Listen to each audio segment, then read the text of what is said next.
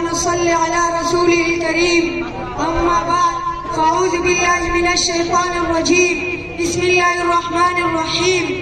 اقبال تیرے قدم کا اقبال کو گیا، اقبال تیرے قدم کا اقبال کو گیا، ماضی تو سنہرا ہے مگر حال کو گیا.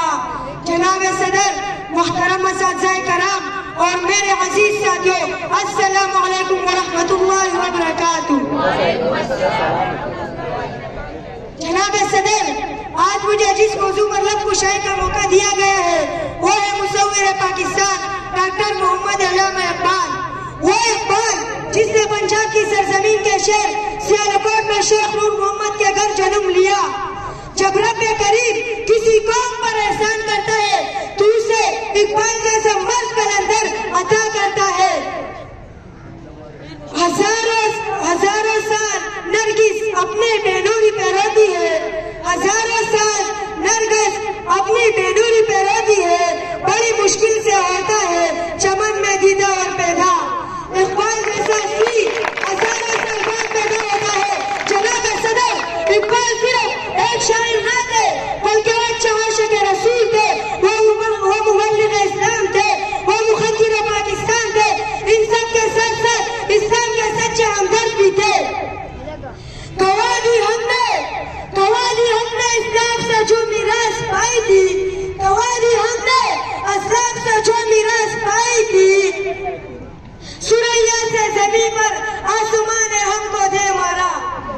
وہ وقت جب انسانیت اندھیرے میں گم ہو چکی تھی، مسلمان غلامی کے زنجیروں میں جھولے ہوئے تھے، تب اللہ تعالیٰ نے مسلمانوں پر رحم کیا اور ان بے بس مسلمانوں کی مدد کے لیے جن مسلمانوں کو بھیجا ان کی سرفرست تھی علامہ اقبال. علامہ اقبال نے اپنی شاعری کے ذریعے سنی قوم کو جگایا، کمزوروں اور بے بس انسانوں کو جینے کا حوصلہ دیا، ایک نئی امید جگائی اور پاکستان کا خواب دکھایا. ہے لوگ جہاں میں اچھے وہی، ہے لوگ جہاں میں اچھے وہی آتے ہیں جو کام دوسروں کے.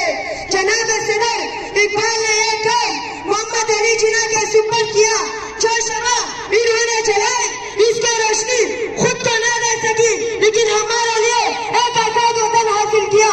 پیارے ساتھیوں، اب ہماری ذمہ داری ہے کہ ہم اقبال کے پیغام کو عام کریں اور اپنے وطن کی ترقی میں بڑھ چڑھ کر حصہ لیں. میں اس تقریر کو آخری شعر پر ختم کرنا چاہتا ہوں کہ زمین چل جاتا ہے، زمین چل جاتا ہے اگر زندہ ہو اقبال، کبھی گناہ سے پہلے اور کبھی گناہ کے بعد. وما علینا الا البلاغ المبین.